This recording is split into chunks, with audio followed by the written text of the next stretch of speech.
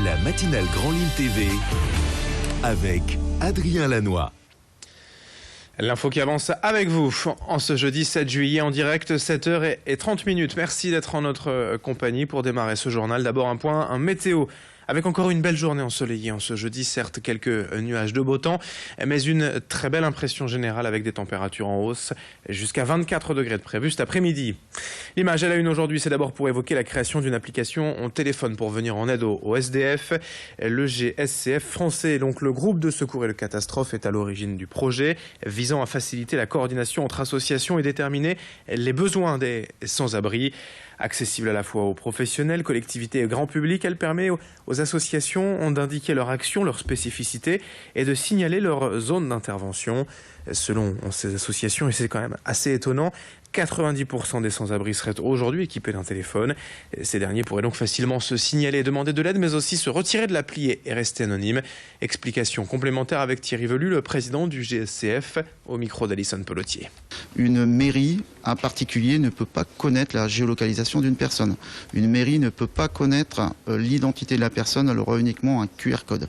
Donc voilà. Et il faut savoir aussi que la personne qui est à la rue peut s'auto-déclarer également à la rue. Ça, c'est aussi une première nationale, parce que la personne à la rue, c'est elle-même qui peut référencer ses besoins, donc, et signaler ses besoins à une association. 90% des personnes qui sont à la rue ont un téléphone, et toutes les associations qui accueillent des personnes qui sont à la rue et qui ne peuvent pas les abriter ont des ordinateurs et permettent de se connecter et pouvoir se signaler. C'est pour ça que c'est une application web. C'est une web application justement parce qu'elle fait Internet et smartphone. Autre image pour évoquer la lutte d'un couple de Tourquenois face au handicap de leurs deux enfants, Léna et Enzo, déscolarisés de leur établissement scolaire à cause de leur agressivité. Les parents subissent depuis des mois la lenteur de l'administration française et se tournent aujourd'hui vers la Belgique pour trouver une solution. Alison Pelletier les a rencontrés et c'est le grand angle de la rédaction ce matin. Elle a été vue par un neuropédiatre. Ils nous ont dit voilà, qu'elle allait rester avec un comportement d'enfant. Ça sera oui. 6 mois de déscolarisation, Léna vient d'être acceptée dans un centre pour enfants handicapés en Belgique. Cette jeune fille de 12 ans souffre d'un retard mental, son frère Enzo d'hyperactivité. Leur tante a obtenu les droits parentaux de sa sœur pour les élever après 4 ans et demi de procédure. Avec Marc, son mari, ils n'ont plus aucune nouvelle des parents biologiques. Depuis des mois, ils demandent une solution durable à la mairie de Tourcoing. Aujourd'hui, ils sont à bout de force. Alors, M. Darmanin a répondu hier que son adjointe, Mme Bécu, s'occupait du dossier, mais que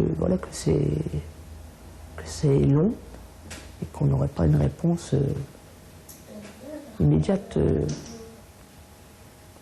Ce que je reproche à eux, c'est que nos élus ne nous reçoivent pas. Mère de 5 autres enfants, Sonia se sent seule. Léna prend un traitement lourd pour réduire sa violence, particulièrement envers les adultes. Enzo a de gros problèmes de concentration. Il voit une psychologue en libéral, 45 € la séance, non remboursée. Il a été déscolarisé, lui aussi fin mai, pour avoir mordu le directeur de son établissement. Toute la famille est à fleur de peau. Moi j'ai de la chance parce que je suis plus là, on va dire.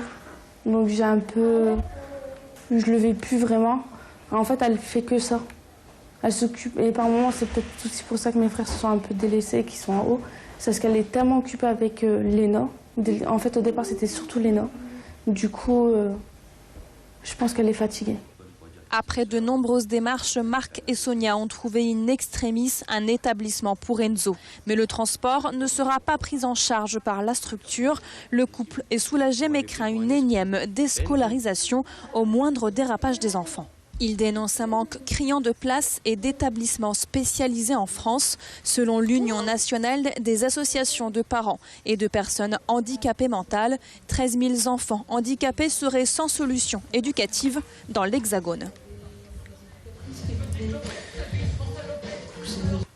L'info en bref également dans ce journal. Les associations d'usagers du train dans la région inquiets suite à la décision du Conseil régional des Hauts-de-France de transférer prochainement 10 rames TER du réseau Nord-Pas-de-Calais vers celui de Picardie.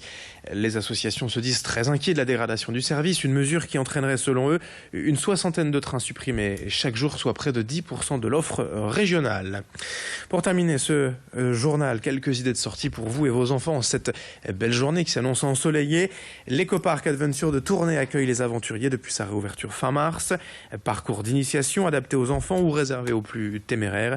Il y en a pour tous les goûts, tout le niveau, 5 parcours aux épreuves diversifiées. Une manière de profiter d'un bon bol d'air forestier, de s'amuser en famille, entre amis ou même de venir faire un peu de sport. L'équipe du parc menée par Julie Mao surveille d'un œil bienveillant tous ces aventuriers. Reportage sur place signé Maëva Lasserve et Robin Verrier. Les enfants adorent cette activité, ça leur permet de se défouler, de passer un moment en nature. Ils peuvent grimper avec leurs parents, c'est pour ça que c'est une activité qui est très familiale et qui est donc vraiment prisée actuellement.